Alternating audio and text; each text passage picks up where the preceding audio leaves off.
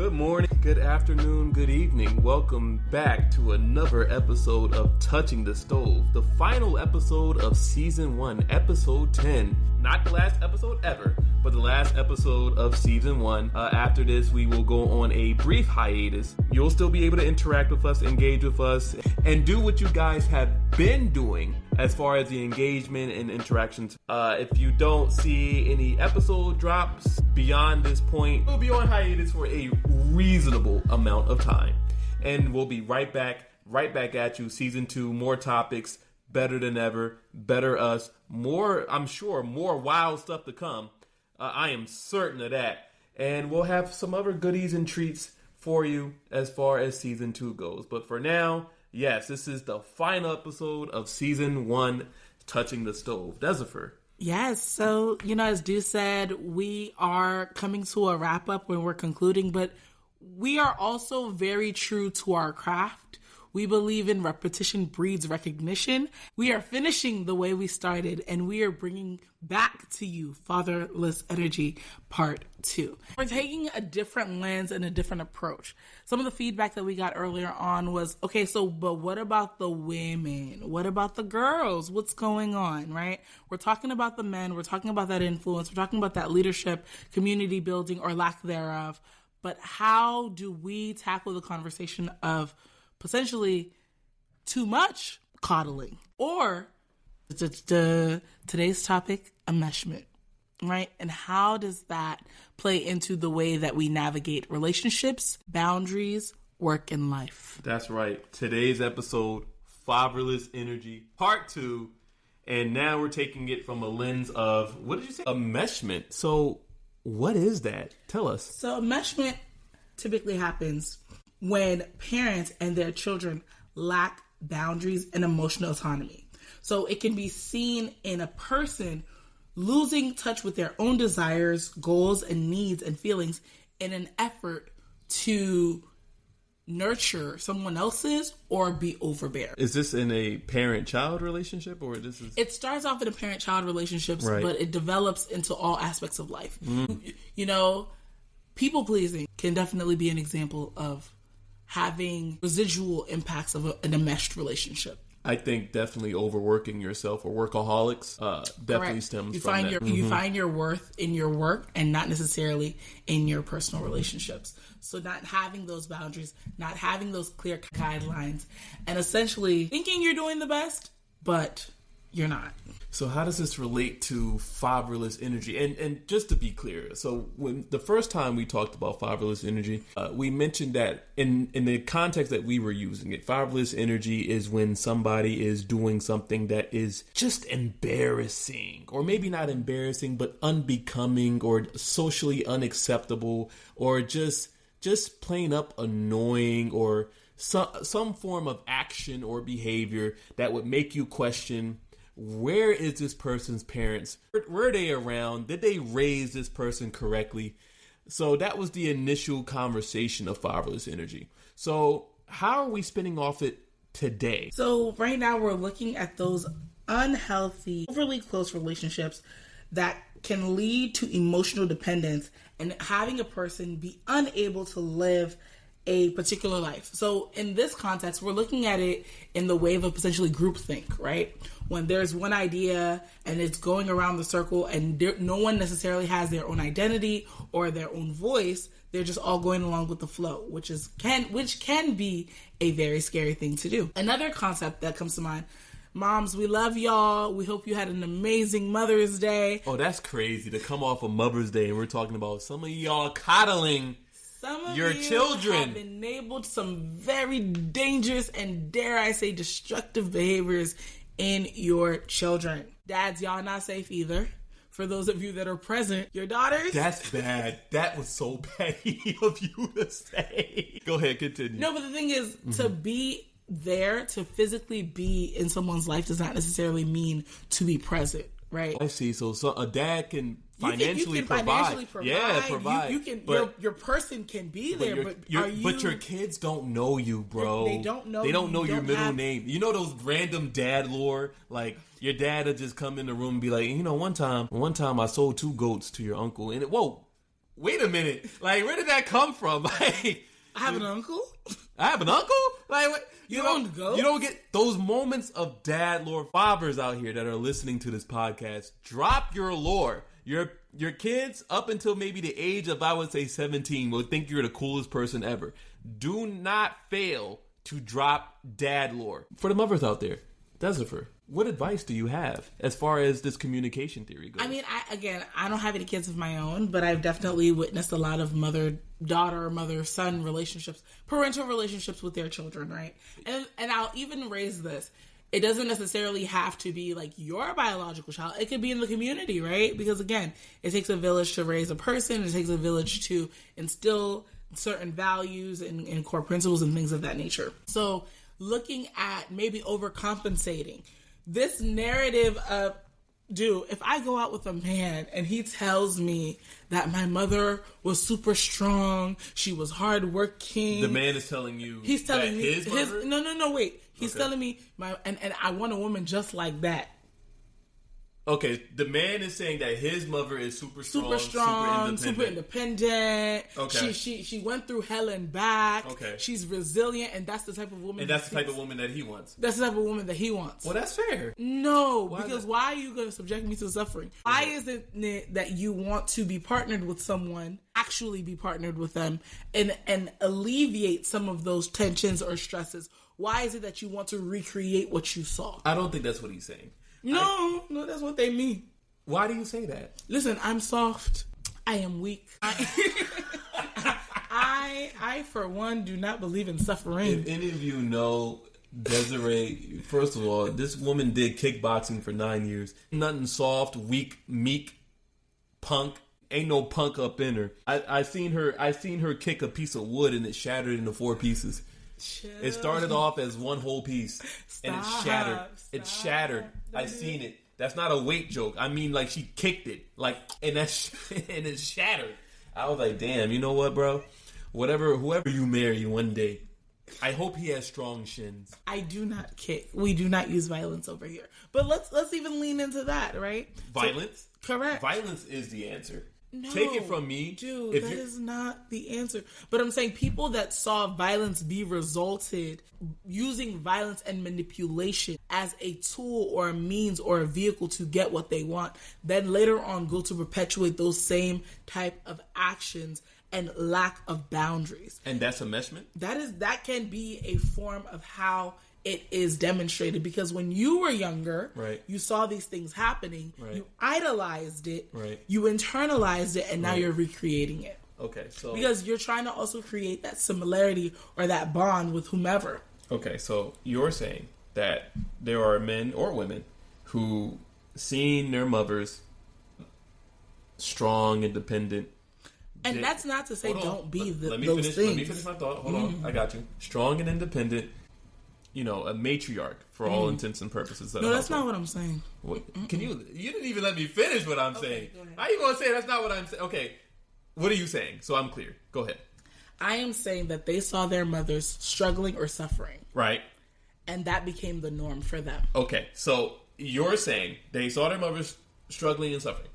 The man is telling you, I saw my mom struggle and suffer. Go through hell. Mm-hmm. I now want a woman who has struggled and suffered. No, I now want a woman that is resilient in that same way, and I can potentially put her through struggle and suffering. But that's not what he's saying. No, that's what he means. But how do you a lot of what is said is what is not said. Read between the lines. Silence is not your enemy. Silence is your friend. Why didn't you come in and say, oh, I want a partner, someone that I can build with, someone that I can learn with, someone that I can grow with? Why is it I want somebody that can hold their own, that can be independent, that doesn't need me? Okay, all right. Well, no man in his right mind, will ever want a woman that doesn't need him. I mean, I don't need like, oh, I can't make a decision without you, baby. Like I can't open this pickle jar. No, well, that too. But like, I mean, need like, I don't necessarily have to have you, but your presence and your effort and your energy is valued and welcomed here. I don't think a man is looking at a woman being resilient and being like, oh yeah, she don't need me. I think a man will look at that, oh, she being resilient, she's solid. I know that she is faithful to the people in her life. She is consistent. She is thorough. She is caring. She is loving. I see the resilience in her. I see the independence in her. I see the strength in her. Yes, she may I want to nurture that versus some of you want to destroy that. No, but what okay, I think there's two things going on here. I think, depending on the tone that he's using, if he's saying it with a sense of pride, like, you know what, I looked at my mom, she really held us down. She did everything in her power. She made sure we were fed, whole, happy, and healed in every sense of the word. And he says it with such pride and fierity in his voice, and he's looking for someone who exhibits that. There is nothing wrong with that. Okay. But if he's saying it like, man, yeah, my mom, she was, holding it down, like, like my dad, he stepped out on us to get milk and never came back, and my mom came back with 20 things of milk, and like, she ain't had no man up in the house, she held it down. And if he's saying it like in a sense of, not like I'm proud of that, but in a sense of like, I want that so I don't have to do work. And that's typically how it's framed. But I don't think, I think that might be you projecting. No. Why? Ladies, how many times, y'all can come into the DMs, y'all can come into the chat boxes or even on the email, right? Well, first of all, what guy is saying that? Like that, I feel like that's not a first date type of conversation. That's like maybe 2, 3, 4 months in. Months? Oh no, you people don't put on an act that well. No. Who is you people? Men. Oh, okay. Okay, we'll unpack that. All right. Who is being, in this case, fatherless? Is it, or actually in this case, it could be generationally. Generationally fatherless is crazy. Listen, let's talk about ongoing traumas. Let's talk about patterns and ways of doing things that don't necessarily help anybody. Okay, so before we get into that, I just want a clear, concise sort of definition here. Fatherless energy has been extended into enmeshment. And enmeshment is the generational impact of, how you say, what were you saying just now? So I was saying that enmeshment is a demonstration of those unhealthy relationships. Unhealthy relationships that have stemmed from fatherless behavior. Correct. Okay, let's continue. I just wanted to make sure that so was clear. It's kind of where a parent, specifically when it comes to mother-son relationships, right, it shows how a mother uses her son for emotional support and often treating him like a partner rather than a child. So having certain expectations. When the moms be dressing, I saw a tweet like single mothers dress their sons up like the men who left them. Correct. But you're saying that is a form of enmeshment because it happens. It does because they treat their sons like their partner. That's it. Like my little man. That is your child. That is your child, sweetheart. Listen, that is. What? So you are smothering. You are intrusive, and you are coddling. And you are turning this boy into a fatherless, energetic man. Right, who will then perpetuate that into his romantic life because that's what he observed watching in his mother-son. It could also happen with the daughters, right? Explain. Your first daughter is a child too. She is not a part of. She is not. She is not a second mom. Your first daughter is not a second mom. She can. For all you aunties out there, your first daughter, let me repeat it, is not a second mom. Why is she taking her siblings to school every day? That is what. I think it's definitely a case-by-case situation, right? Okay. It's like, okay, what are the dynamics? What is the conversation? What are the expectations? Sweetheart, that little girl is 9. Why is she taking the other kids to school? That's crazy to me. Okay, well, yeah, at that point. That little girl is 9. Why does she have your bank account information? Yeah, no. Why are you running the household? That little girl is 9. Why is she cooking dinner every night? She is 9. What is like? Where is her childhood? No, I'm telling you what actually, I've seen. And the thing is, again, it's part of that, like, conforming to those family norms and traditions. That's a form of self-expression or having a voice is stifled. Why are kids in grown conversations? Like, why are certain conversations being had knowing that there are children in the room? Are these family conversations? Or family conversation, relationship conversation, work-related conversations. And I don't need to know that you hate your coworker. So, as a child, what am I supposed to do with that exactly? Okay, so you're not supposed to vent to your kids? You want to vent? Are they your friend? Are they your peers? You'd be surprised. The mind of a child can see clearly through situations. A 6-year-old, 7-year-old. What are they offering? You'd be surprised. But what if? But then again, they're still at the development stage. Again, they're only going to see it from a certain frame of reference, right? So they may legitimately see an out you just don't see. Other than say, did you try coloring it in?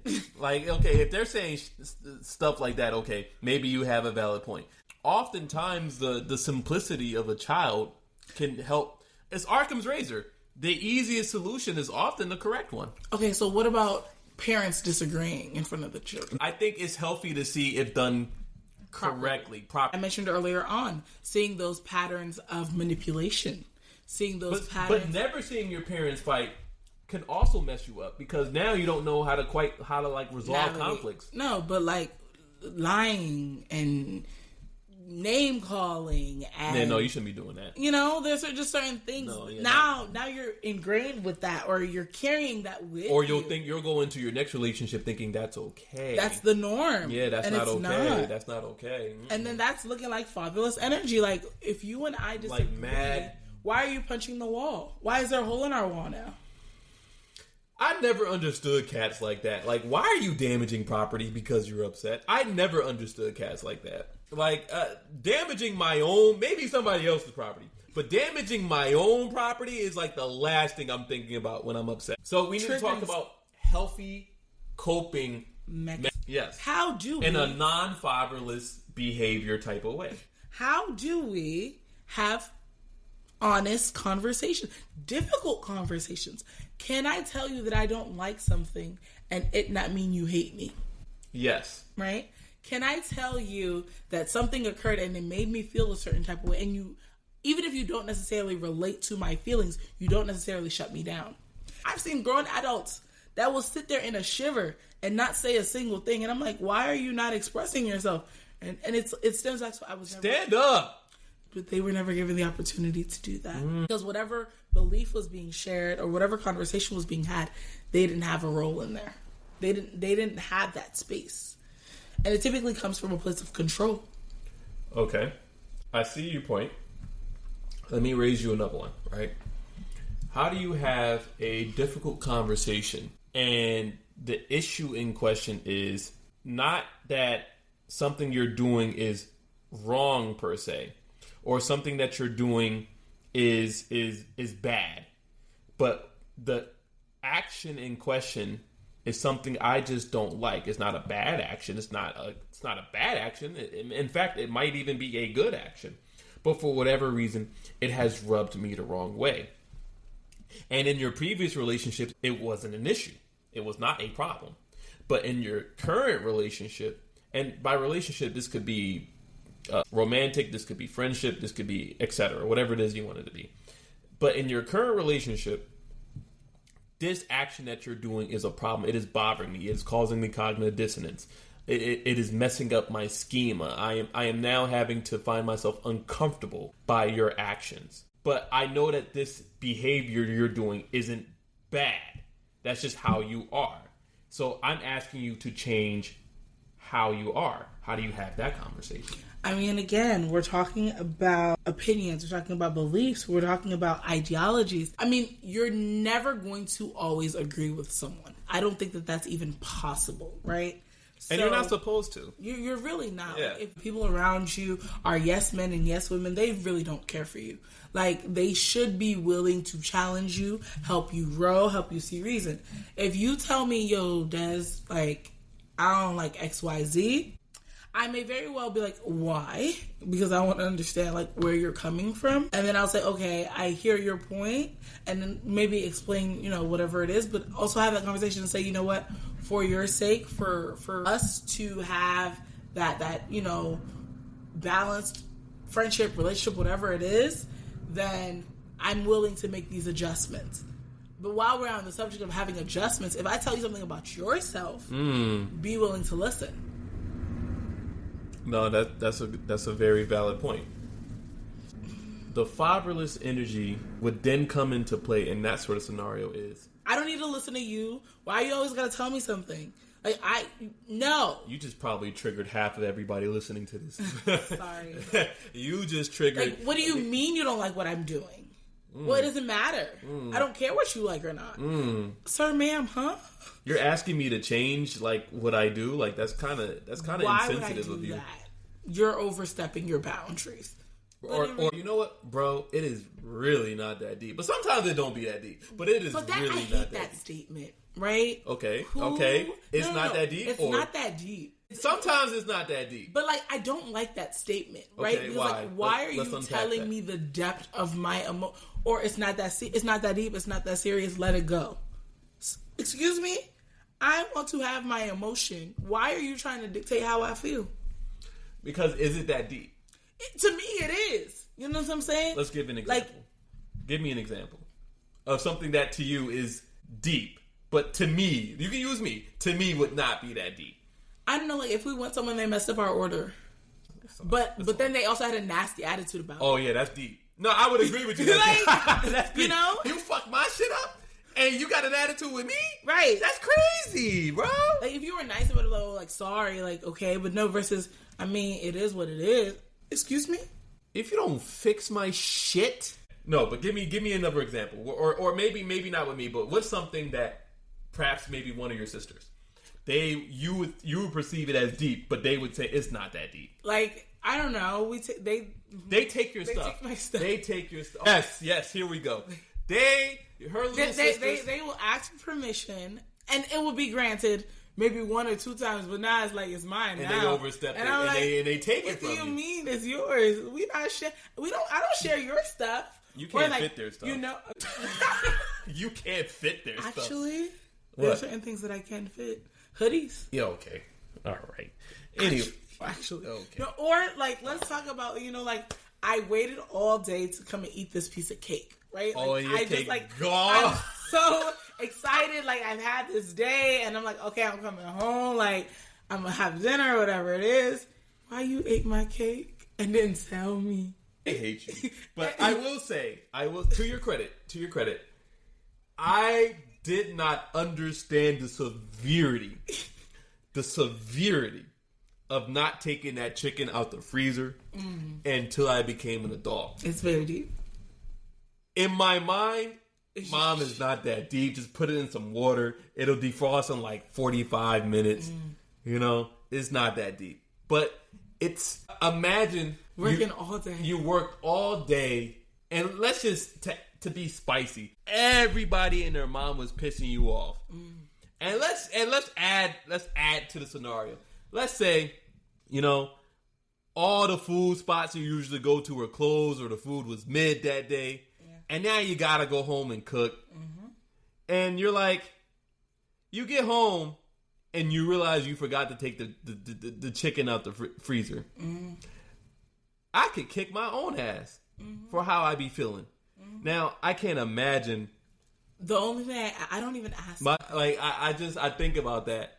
I owe my mom a really big apology. Honestly, I think we all do, right? Yeah, that was mad fatherless. Do X, Y, Z. I'll get it done, and then they come home. Because like you had one job, and you couldn't even not even being coddled. You had one job as my son, and you couldn't even deliver, or as my daughter, and you couldn't even. I'd cry. I think I don't know how my mom didn't do it. Like I think, because I can't punch you in the face. But I want to. I would like to. No. Violence is not the answer. Or, okay, so people thinking that, let's lean into that, right? Right. So, when you're saying something and then I slap you in the face. And wait, I didn't see it coming? That's fatherless of me. No, that's what I'm saying. Your slow ass slaps. Dude, I would never. Anywho. Or it's like, you see that if you wither someone down, they may be willing to do what you want. For example, I asked you to go somewhere. Hypothetically? Hypothetically. Okay. So I asked about it. I loosely mentioned it. Okay. And now every conversation I bring the allusion to the fact that we never went. So now I'm like mentally taxing you. Like I'm making it so that you cannot ignore me. I mean, which is low-key a toxic thing. That's toxic. It's a very toxic thing to do. A lot of women do that. I mean, men also do it. No, but women have mastered it. Yes, yeah. like you know, it wouldn't have been when your friends called you. You were able to go out. All I wanted to do was take a walk. That's different. At the park. That's different. It's not. That's different. Because why are they more important? I see you every day. And what does that even mean? So you don't want to see me? See, that's a crazy leap in logic. I see you every day. That would mean I want to see you. No. Because I see you every day. But you don't want to do any of I don't see them every day. Why would you want to see them every day? But do you see how this is going? Right, and I'm you're triggering me. I'm reliving certain moments I have had. But what I'm saying is people will use circumstances and situations to manipulate or to create a specific narrative that serves them. And this is something that they could have witnessed with whomever, right? It's like, why are you lying? I'm not lying, no, but you are. And then it gets to the point where you're like, wait, maybe I am lying. And none of that's not what happened. What we're saying, all of this of what we're saying presumes that these are things done without purposeful intention. This doesn't include the gaslighters, the manipulators, the toxic exhibitors. This doesn't even include that. This is just... We're not even touching on the narcissist and the... The narcissist, yeah. Did a narcissist ever admit that they're a narcissist? Sometimes they take pride in it. I was able to get you to do X, Y, Z. Wait, what? I was able to get you to do something. That wasn't your own idea. That was mine. After the fact. That's not sick. What? That's it's not sick. Saying... That is sick. But that's not saying... But they take pride in that. It's like, oh, you thought that was you? That was me. You didn't go... We didn't do this because you wanted to. It was always my plan. That's more gaslighting than anything else. Narcissism and manipulation, what kind of narcissist? Like, they all they are. You like, can't be a narcissist chicken nuggets without... and French fries. Like, hey, what? okay. Same beat, different vibes. Yo, they're the same. But again, if we're looking at fatherless energy in the way that it manifests itself, let's even look at it at work. Right. Why are you constantly trying to be a bully? Yeah, bro. Like, we get it. You're like the manager. Yeah. Okay, great. And you were able to see, again, maybe we're going back to that, my mother did everything, so I'm going to let the team do everything. Or my father did everything, so I'm going to let the team do everything, and I'm going to just skate by. Like, what did you gain? What? I could do it, but you can't. Exactly. You know, weaponizing incompetence. Yes. Like, yes. That one really hurts me. I want to touch on something briefly, now that you mentioned weaponized incompetence. I want to touch on something. I've been seeing this conversation make the rounds on Twitter and Instagram. If you're in a forest and you have the choice between encountering a grizzly bear that'll straight up maul you, like absolutely devour you, or just an average man, women are choosing the bear. If you see me fighting a bear, help the bear. I think about that women are choosing the bear. Mm-hmm. Because the propensity that the average man in America rather do harm to them than good is likely. And that speaks to the fatherless energy that we're talking about here. Mm-hmm. Why is it that women would choose to be mauled by a bear? I might survive. A 500-pound grizzly, you're not surviving that. If I were to take not even half my strength and really deck you in the nose, I'm breaking your nose. Can you imagine a grizzly bear? You know, maybe the bear gonna be gracious that day and not see me. I don't know. But that man not gonna miss me. But the man might help you. But he might be sick. And let's unpack that. The fear that a man who is probably fatherless, if you have to fear him in the first place. Not fatherless, again, not as in he didn't grow up with a father figure, but he's exhibiting fatherless behavior. You now have to move in accordance that this person might harm you, gaslight you, manipulate you, hurt you, steal from you, violate you, call you names, or do anything but treat you fairly. And that speaks to the overall essence of what we're getting at here. And that doesn't come from anywhere. And it may not necessarily come from moms coddling their sons either, but it comes from a multitude of different things that make up the idea of fatherless energy. I mean, let's go with the narrative of like, you know, all men cheat. Okay. No, I'm not saying that I believe in that narrative. Or there are no good women. Where are the good women? Who has ever said that? Listen. Incels have you been hanging around? None of the people. All men cheat? All men cheat? Is that the hill you want to die on? No, I said I don't believe that. I was about to get you. I was about to get you. You don't gotta get me. I can't get got when I already, you know, made the disclaimer. Dude, don't play with me. Okay, all right. So bringing it back to the conversation, or like they ain't no good women. Like everybody, all they want to do, you know, everybody a gold digger. But so you don't got no gold, so what am I digging? Air? Come on. Let's be honest with ourselves here, right? There are certain narratives. There are certain storylines. Right. There are certain images that are painted. And unfortunately, they carry a lot of weight. Yeah, and baggage. Yeah, weight, baggage, whatever you want to call it. And people are unable to disassociate from that. So how do we fix it? How do we fix that? How do we cure this fatherless energy epidemic? Honestly, I think it starts with self. Okay. Desi's taking the easy way out. It starts with violence. No, it does not, dude. Which is why we don't let you lead. But we do let you lead, as long as you're being mindful and considerate. But it starts with your, like, what are the things that you're choosing to surround yourself with? What are the things that you are supporting? I'm going to tap into the, you know, the Drake and Kendrick beef just a little bit.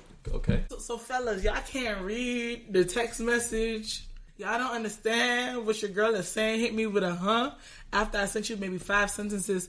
But you sat there and listened to a whole diss track. And honestly, you could have even write a thesis statement on it. So which one is it? All right.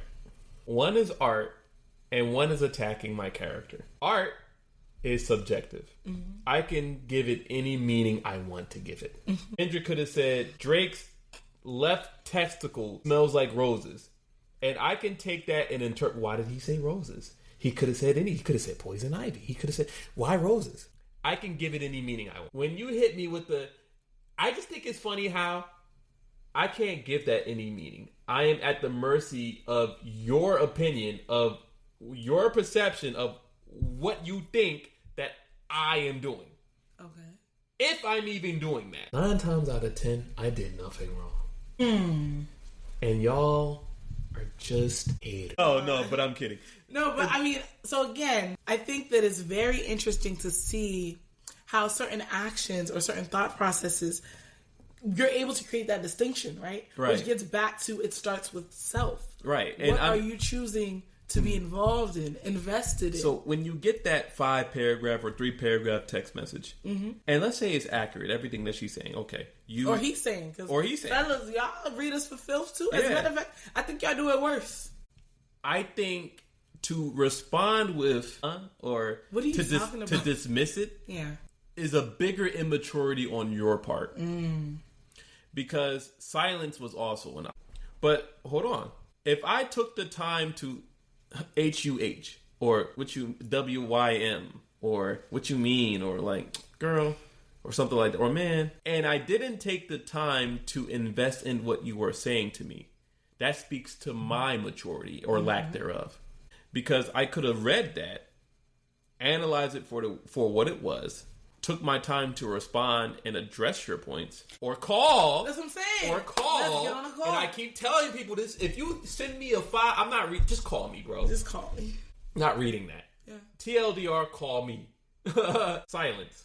But to respond with something that is dismissive is not the name of the game, and that speaks to fatherless energy, right? We want to unlearn certain behaviors. Correct. We want to identify behaviors that are not serving us and are not serving the people we care about most. We want to isolate good behaviors or good energy and reward that. Hey, you really took the time to break down to me where I was messing up at. I appreciate you. Moving forward, I'm going to address your points X, Y, Z, X, Y, Z, and then follow up on that. Hey, am I doing a good job? One of my favorite statements is an apology without corrective action is manipulation. Why you lip service, right? Because the thing is, because it got you guys to shut up. That's why. Did it work? Shut up. No, I'm teasing. Dude, I thought you were better than that. Oh, I am. That's why I'm telling you the game. Season 2, we're going to talk about this game. We also going to talk about y'all little handbook and why y'all are copying and pasting the same sentences to all of us. But it's okay. We'll get there next. That's news to me. What are you alluding to? Well, season 2. I guess you're going to have to stay tuned. Stay tuned. To conclude then, shall we conclude? We started off this season with talking about fatherless energy. Yes. And how that looks when it comes to leadership. Correct. And how that looks when it comes to engaging the community. We brought back fatherless energy. We looked at it from a relational component, both romantic, platonic, and even professional. There are certain behaviors that we see, that we mimic, that we replicate, and that starts with the things that were set to be the societal norms, whether it was in our households or whether it was what we heard or what surrounded us. We dove deeper into enmeshment. Your son is not your husband.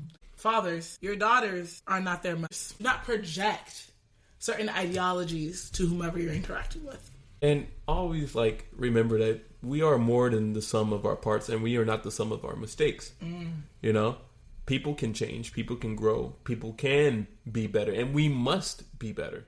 Not for the sake of ourselves, but for the people who grow up watching us, for the people we mentor, for the people who look to us to demonstrate accurate, full father figure behavior and not fatherless behavior. For my ladies, for the girls, we have a role and responsibility to be willing to speak up or let things go. If you've decided that it's not that deep, if it's not that deep, then actually stand on that. Mm-hmm. If something did bother you, then be willing to have conversations if you responded or reacted in a different way.